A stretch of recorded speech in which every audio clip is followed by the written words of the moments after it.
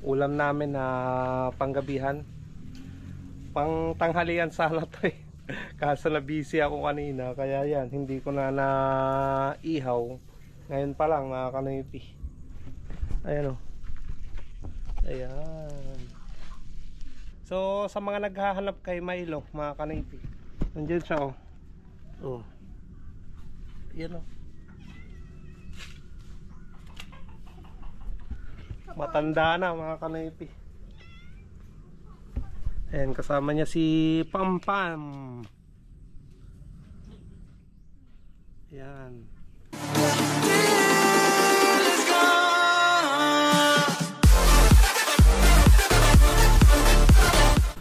What's up mga Kanoypi? Good morning sa inyong lahat. Nagbabalik na naman si Kanoypi for another video. Ngayong araw ng Wednesday, coding ni Mia. At kaninang umaga, mga bago mag alas 6, sinundo ko na sina Auntie Lisa at nahatid ko na sa bayan.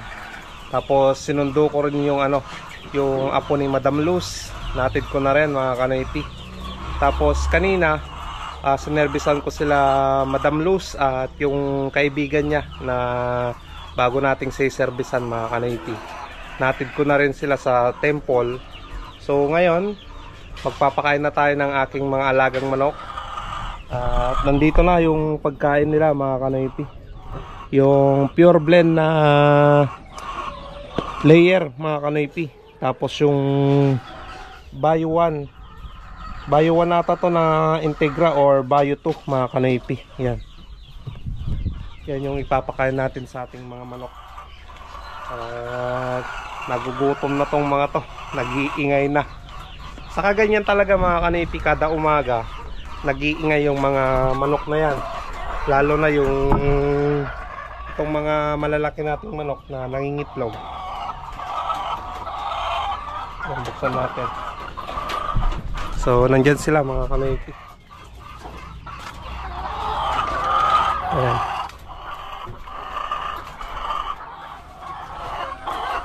Ayan, nakapag-drop na naman sila ng itlog dito. Ayan, very good na naman sila dito. Very good din dito, 3 na agad mga Kanoypi. Sara ko lang tong pinto nya.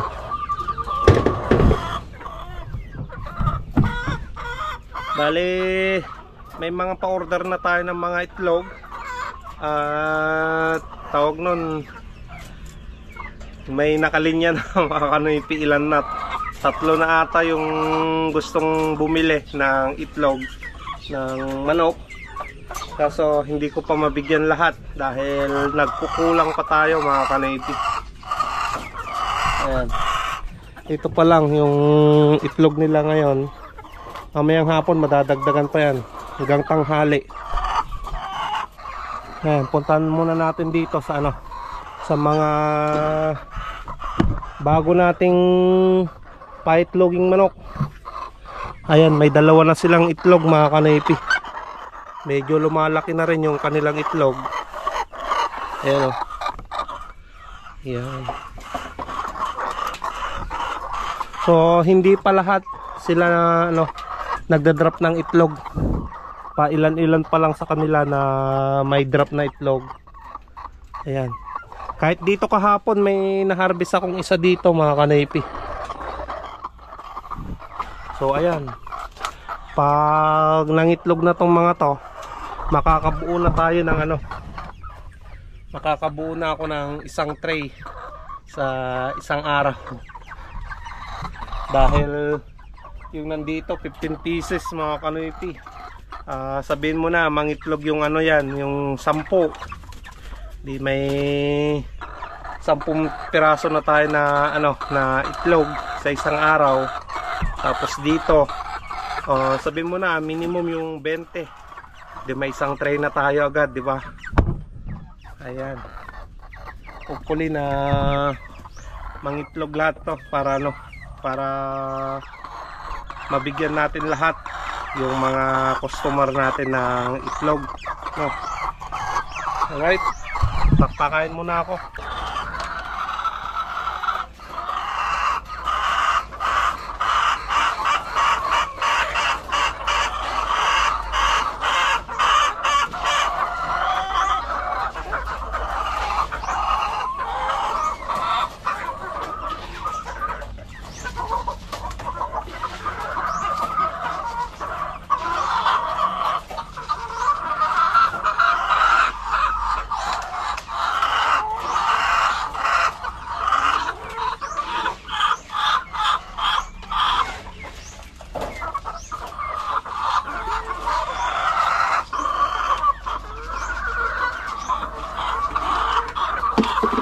Bale, magpapakain din tayo doon sa ano, sa mga artil na nandun sa dulo mga kanaypi.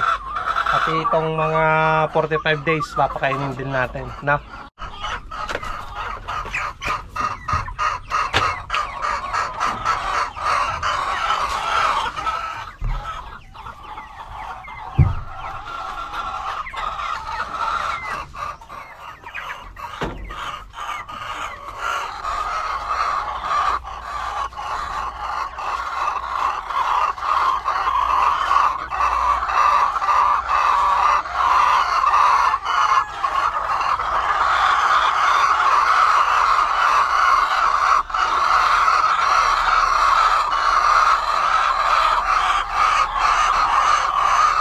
So, tapos ko nang na-drain yung ano, yung tubig nitong tangke, mga kanaypi.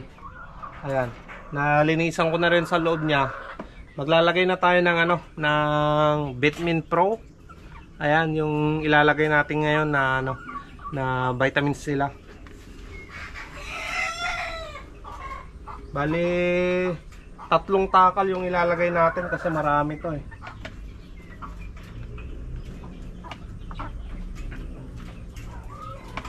Ayan, nakakaluti. Tapos lalagyan na natin ng tubig. Gumagamit ako ng hose kasi nga hindi ko malagyan ng ano, patimba-timba dito kasi mababa yung bubong. At hindi ko pa magawang ayusin itong bubong niya kasi kulang sa budget mga kanaypi.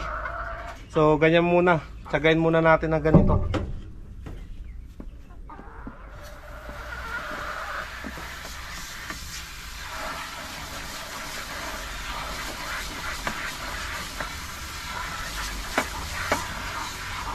Okay na yun mga kanaypi, kalahati. At mamayang hapon papalitan na naman natin ng ano, ng tubig na pure, walang halong gamot. Right, bali doon na tayo sa dulong kulungan na ano, pagpapalit ng kanilang inumin. So ayan mga kanaypi, nandito yung isang takal na ano, na Vitamin Pro. Ihahalo na natin dito.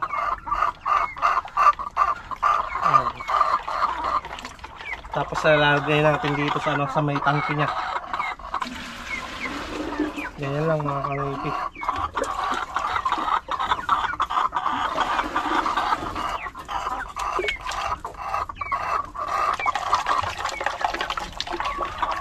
Ayan, puno na mga kanaypi yung tangke niya dito. Bali 3 na yung ano, yung itlog nila. May nakapag-drop na dito mga kanaypi. Tapos 2 doon.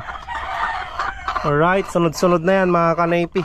Ngayon mga kanaypi, dahil tapos na tayong nagpakain sa kanila, nagpalit ng kanilang inumin, maglilinis na ako sa kanilang mga ipot dito sa baba para mabango at hindi mga amoy mga kanaypi. Tapos hindi langawin. Kailangan talaga yan sa ano, sa pag-aalaga ng ganito. Dapat every 2 days or 3 days dapat tanggalin yung mga ipot nila para hindi mangamoy mga kanaypi. So ayan, yan ang gagawin natin.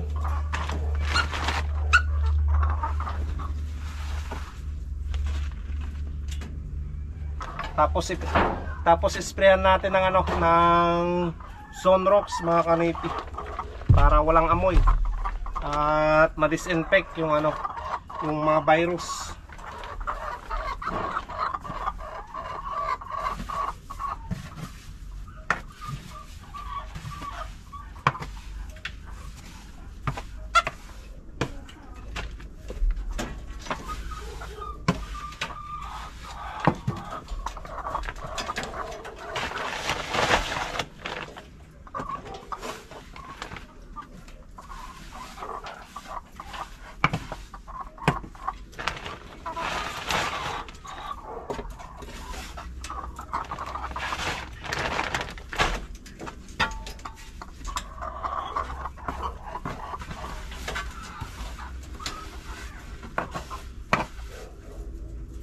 Mas mahirap lang maglinis dito sana sa mga dito sa area na to kumpara dun sa kabila. Kasi yung yero na nilagay, pa-curve mga kanoypi.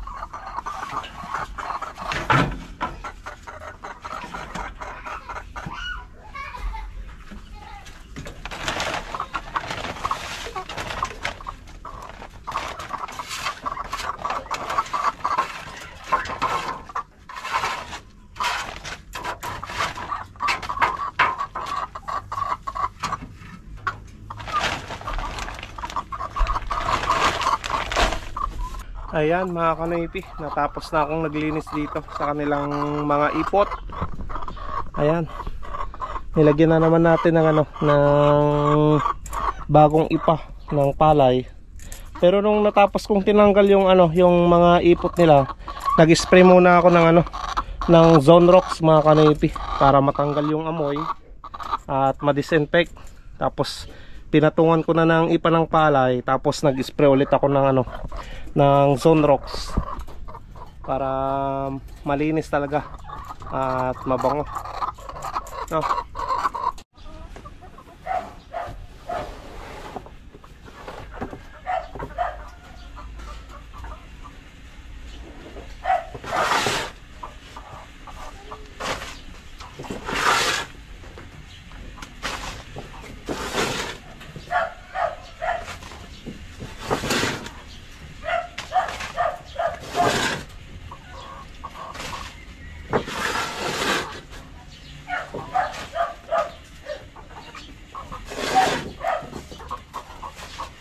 Tapos na ako sa trabaho ko dito sa manukan ko mga kanoypi.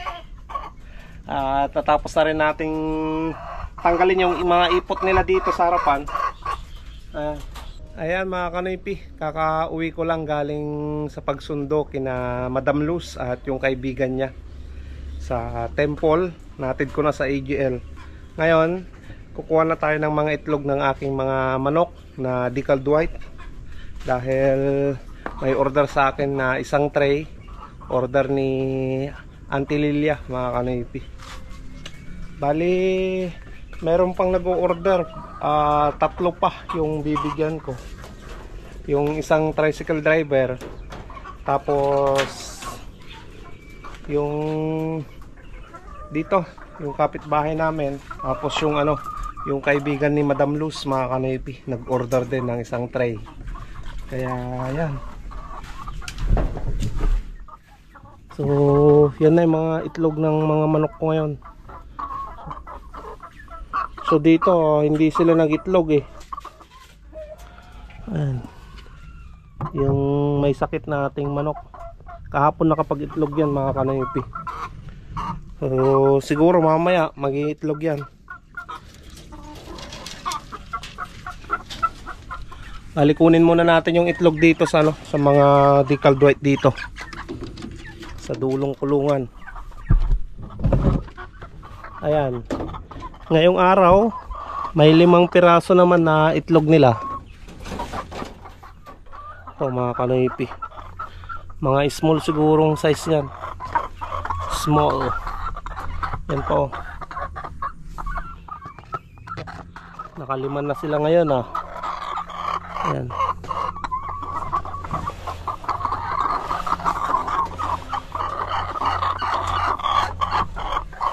Alright, bali tinas ko nga pala yung ano, yung trapal dito sa labas para mahangin naman mga kanaypi, hindi sila mainitan. So yan, may 5 piraso na tayo na itlog. So mag-harvest na tayo dito sa aking mga manok mga kanaypi na nandito.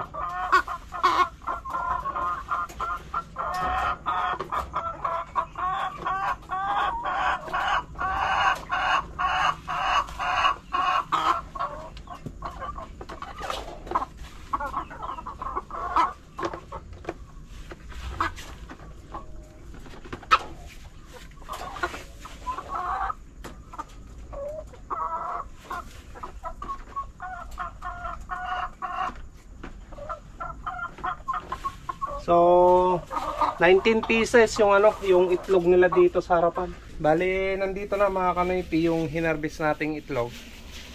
Nilagay ko na dito sa box. So deliver na natin, tapos punta na tayo ng ano, ng elementary school at magsusundo tayo sa ano, sa apo ni Madam Luz. Ayun mga kanaypi. Hindi ko pala nasara yung ano, yung pintuan ng kulungan. Tara ko muna. Ano kalak? Tara na kay Mia mga kanaypi. Anong oras na? Mag-alas 4 na ng hapon.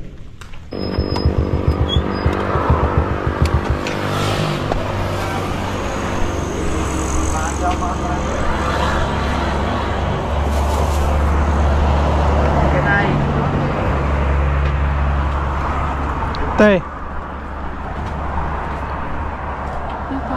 Iklog. Nakulod niya ate. Mana to, may sa kusina. Ayun.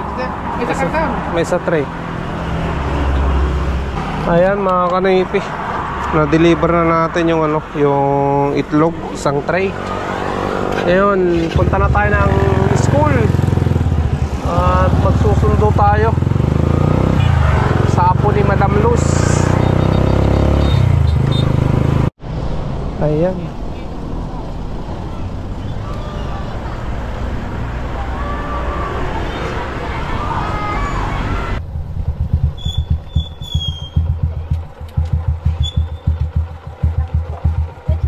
Ayos na.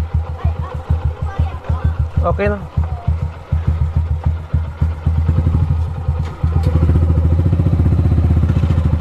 Ayan mga kanaypi, natin na natin si Toby at si Race. Ayan mga kanaypi, hindi ko pa na-change oil si Mia at nawasingan. Nandito na tayo ngayon sa ano, nag-ihaw ng karne ng manok. Ulam namin na panggabihan. Pang tanghalian sana to eh. Kaso na busy ako kanina, kaya yan, hindi ko na na-ihaw. Ngayon pa lang mga kanaypi. Ayan o. Ayan. Ihaw natin yan mga kanaypi. Gamitan natin ng electric pan na maliit mga kanaypi para ano. Ayan.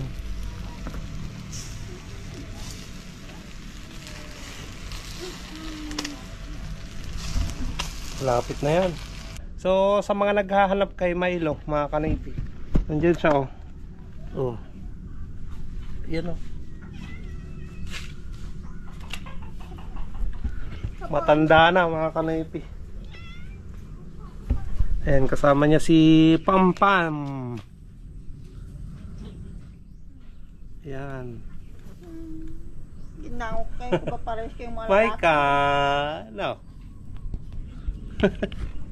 Ayan, sa mga naghahanap kay Milo, nandito na mga kanaypi. Yan na si Milo oh. Oh.